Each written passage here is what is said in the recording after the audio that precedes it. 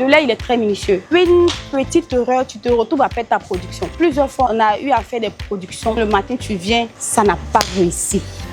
Ton lait est gâté, tu ne vas pas l'argent. Tu es obligé de jeter. Donc, imaginez ce genre de folie-là. Mais on est obligé de tenir et de trouver des solutions. Parce que mine de rien, on aime l'activité. On se sent bien là-dedans.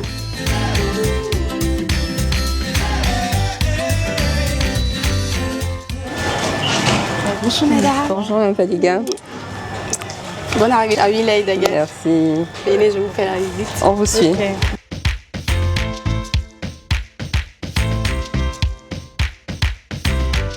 J'ai vu maman vendre du lait pour nous scolariser. J'ai grandi dans le lait. J'ai toujours aidé ma maman à vendre du lait. Je me marie à la Riviera. Je passe dans mon quartier, je ne vois pas de vendeur de lait, ni d'éguet et tout. J'ai dit à mon mari, je sais faire le déguet. Tiens, essaie de faire, on va voir si tu sais vraiment faire. Donc c'est comme ça que je fais. Il goûte, il voit vraiment que c'était bon. Vu qu'on était deux seulement dans la maison, la moitié du lait, vu qu'on ne peut pas finir. Donc je vais donner au boutiquier en fait de boire. Et quand il goûte, en fait, il apprécie. Il me dit, tiens, qui a fait le déguet? Je dis, c'est moi. Et il dit, mais ça tombe bien. Essaie de faire que je puisse vendre pour toi. Donc c'est comme ça que je commence à faire le déguet et je donne au boutiquier, il en vend. C'est dans cette optique à moi-même, j'essaie d'avoir un stand à côté, non loin de chez moi, pour pouvoir commercialiser le déguet. Je vendais très bien. À ce temps-là, j'étais seule, j'étais à la production, j'étais à la vente, j'étais la seule personne de mon entreprise. Donc je prends une personne pour m'aider, c'est de là que tout a commencé.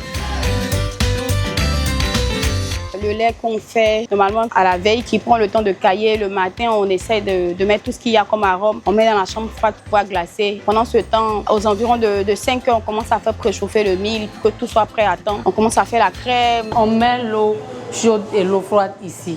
On vérifie la température, si c'est bon. Et on commence par mettre le lait un peu. On mélange, on met le lait un peu, on mélange. Mais quand vous mettez là, comment vous savez que ça atteint le niveau, il ne faut plus mettre? Il y a une quantité d'eau pour un nombre de sachets de lait. C'est un calcul qui a été déjà fait au préalable en fait. Donc on sait que pour tel nombre de litres d'eau, il faut tel nombre de kilos de lait. Donc c'est en fonction de ce calcul-là que nous on lui donne et elle respecte.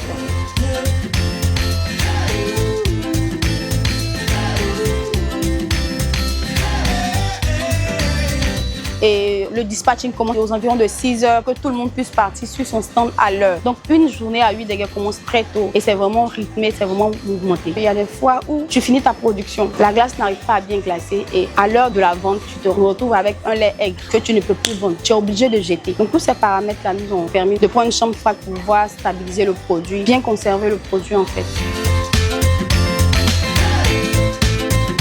Après fermentation, c'est ici qu'on stocke le lait avant de partir sur nos différents stands.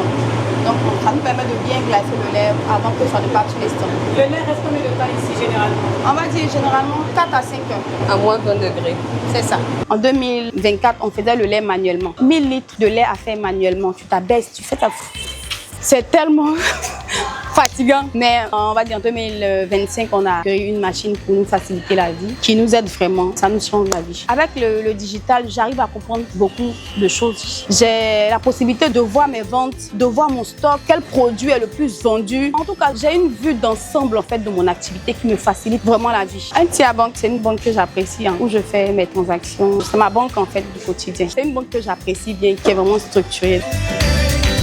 Avant cette ici, je n'avais pas suivi de formation en tant que telle. Donc un jour, je reçois un appel me disant que Madame Fadiga, on a une formation, on souhaite vous proposer une formation. Je me dis, ok, il n'y a pas de problème, je vais essayer parce que ça m'a emmené. C'est une formation qui m'a appris plein de choses, à scinder l'argent de l'entreprise et mon argent, qui m'a permis à comprendre un peu comment gérer ses collaborateurs. En tout cas, c'est une formation qui m'a appris plein de choses que je ne connaissais pas dans le monde de l'entrepreneuriat. Oui, c'est une activité qui permet de nourrir son homme. NTA Bank est une banque africaine pour les Africains. On n'aurait pas mieux choisi au cœur de nos stratégies que d'accompagner les PME. Particulièrement aujourd'hui, on rencontre une PME féminine, une PME qui est active dans la transformation de lait en lait caillé et qui en fait également du déguet. Ça me parle particulièrement parce que dans mon enfance, j'ai été bercée par l'une des matières premières qui est utilisée ici, qui est le mil. Vous avez peut-être pu voir comment j'ai pris plaisir à participer aux différentes activités. Je retiens de cette visite-là beaucoup de positifs. Je le disais à Madame Sephora Kodjo tout à l'heure, quand les femmes font quelque chose, elles ne le font pas à moitié. Et c'est ce qu'on a pu voir aujourd'hui par la qualité de toutes les installations, par la méthode, le suivi que cette entreprise a mis en œuvre. On en est très fiers, on est fiers de les accompagner et on compte continuer ce partenariat-là avec Cefis et également dans l'accompagnement des PME.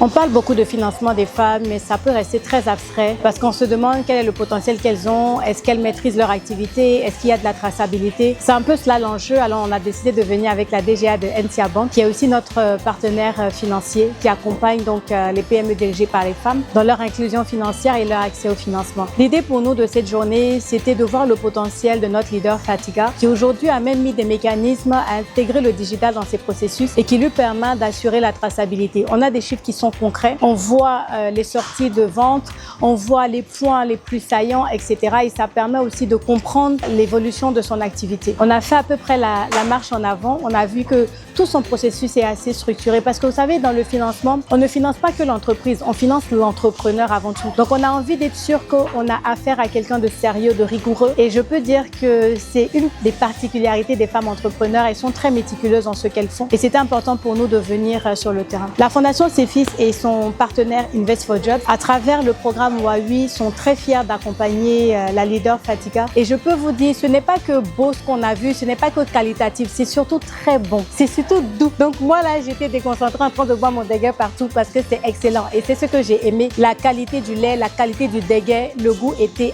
impeccable. Donc je vous encourage, quand vous allez voir les box 8 déguets dans Abidjan là, pensez à Madame Fatiga, pensez à toutes les femmes qui travaillent avec elle, pensez à toute cette chaîne de valeur qui est derrière et consommez quelque chose de très très très bon.